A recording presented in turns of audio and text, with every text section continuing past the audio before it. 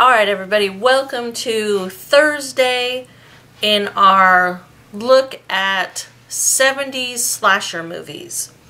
Now I wanted to do something a little bit different. I didn't want to go totally mainstream this week. So I went with Drive-In Massacre. 1970 something. I've seen like 5 different dates for this film, so it's 70 something. I watched it with my older boy last night. It's hard to pinpoint this movie.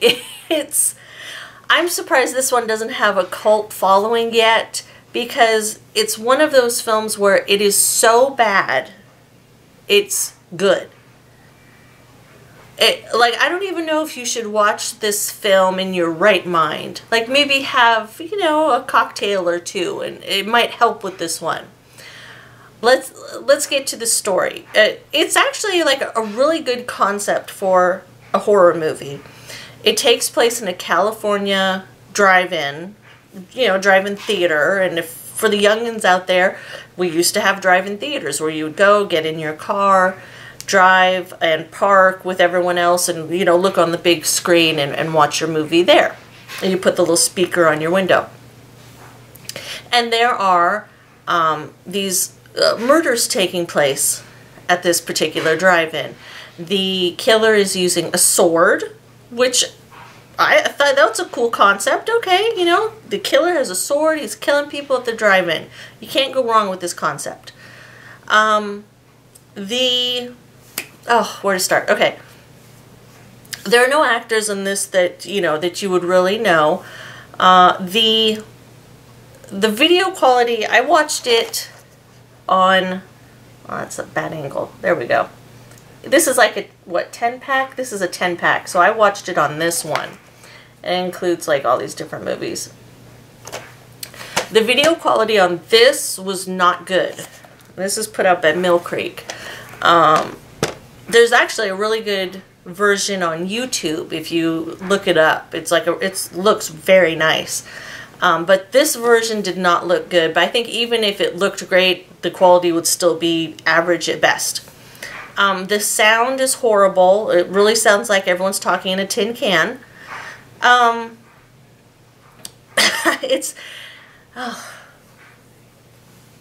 There's a couple kills that looked pretty good, because the killer finds different ways to kill the folks. You got a beheading, you've got a sword through the neck, you've got what was the other one that was inventive? What did he do with that other one? Oh, and then he used it to do 2 people. He used the sword to do 2 people.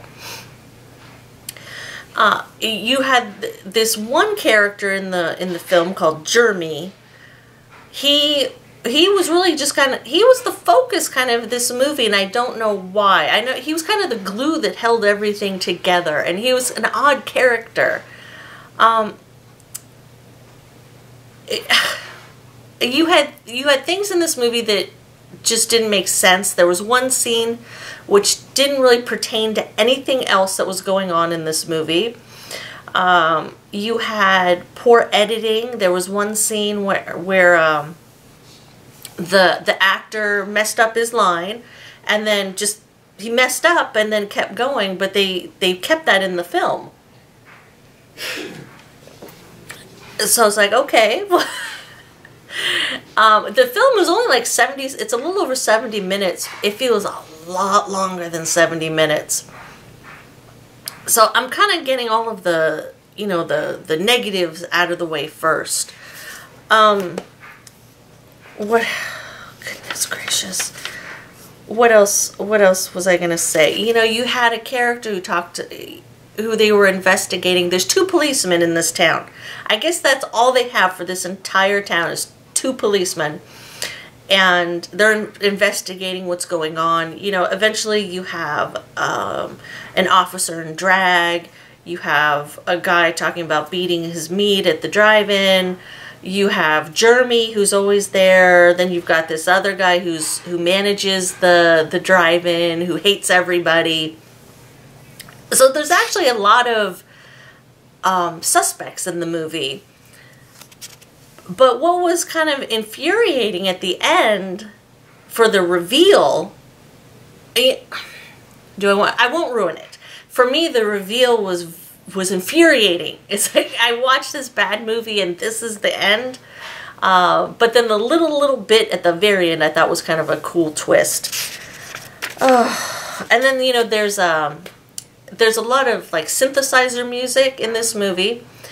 One song, I swear, like this may be where Missy Elliott got her little riff from for Get Your Freak On, because if you listen to it, it is exactly the same beat. Okay, those are all the negatives. You may think, okay, why am I going to watch this? For the pure experience of watching Drive-In Massacre, it really is so bad. Like, after you get that first viewing under your belt, you're like, you know what, this was so bad, I think I need to watch it again. It's that bad.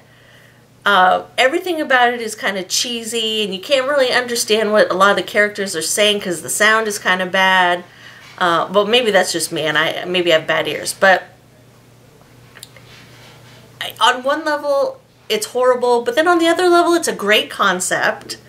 Some of the kills were kind of neat. And really, you can't, it's like a train wreck, sort of. You can't keep your eyes off of it. So I actually really recommend watching it. Like I said, I can't believe that this hasn't kind of, you know, become some sort of cult classic. But yeah, Drive-In Massacre.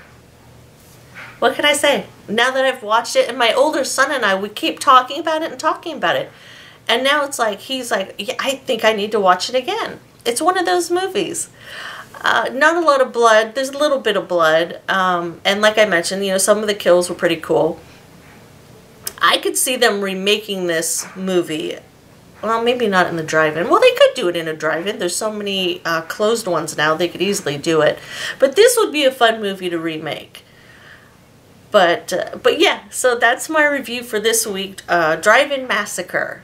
Go see it. It's worth a rental. It's worth a Redbox, or you can just check it out on YouTube. I think there's a couple people that have uploaded it because it's a public domain movie. But that's it. And yeah, that's it. So I will catch you guys next week. Take care.